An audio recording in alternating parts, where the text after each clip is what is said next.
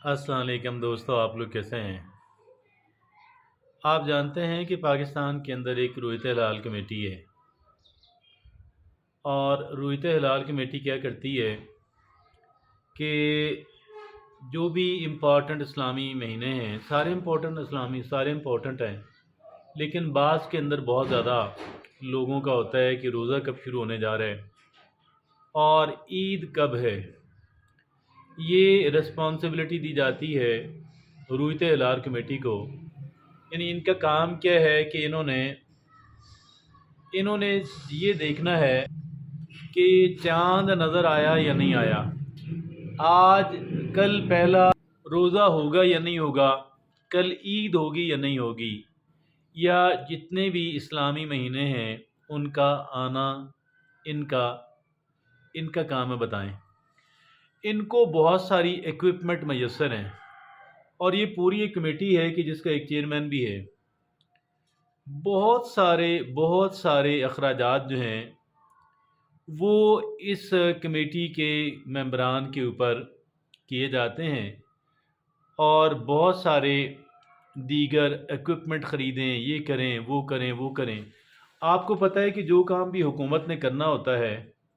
حکومت کے کارندوں نے کرنا ہوتا ہے، وہ کام جو ہے آپ کو پتہ ہے بڑا مہنگا ہو جاتا ہے۔ حالانکہ اتنے جدید دور کے اندر کہ جب سائنس اور ٹیکنالوجی کی وزارت موجود ہے،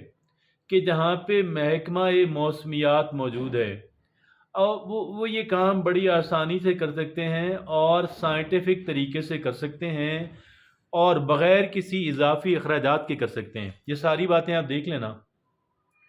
کوئی اضافی اخراجات حکومت کو نہیں کرنے پڑیں گے، کوئی کمیٹیاں نہیں بنانی پڑیں گی،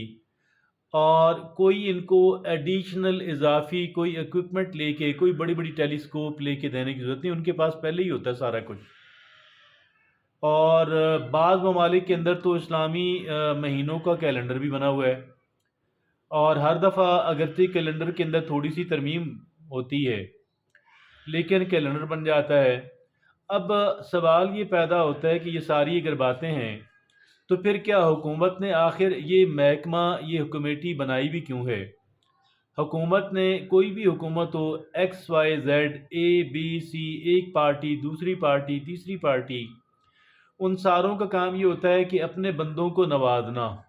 اپنے بندوں کو اہم جو ہے عہدے ان کو دینا، تاکہ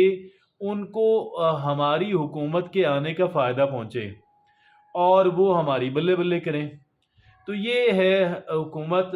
پی ایم ایل این کی ہو، پی پی پی کی ہو، پی ٹی آئی کی ہو، ایکس وائی زیڈ کی ہو، ساروں کا ایک ہی کام ہے۔ اور اس طرح کے آپ سوچیں کہ اس طرح کے اور بھی بے شمار ایسے کہہ لیں کہ کام کیے جا رہے ہیں کہ جن کا واحد مقصد یا جن کا اصل جو مقصد ہے وہ اپنے قریبی لوگوں کو نوازنا ہے، تاکہ حکومتی جو وسائل ہیں، تاکہ جو پبلک ریسورسز ہیں، ان پہ وہ بھی ہاتھ صاف کر سکیں اور ان کو بھی بہت سارے پرکس اور پرائیویلیجز ہیں وہ مل سکیں۔ یہ صورتحال ہے۔ اب آپ یہ دیکھیں کہ ایسا جو ملک ہے اور ایسی جو حکومتیں ہیں، ان کی کارکردگی دیکھیں، ان کا ایسے ملک کیسے ڈیولپ ہوں گے کہ جہاں پہ محض جو ہے وہ اب حکومتیں جو ہیں وہ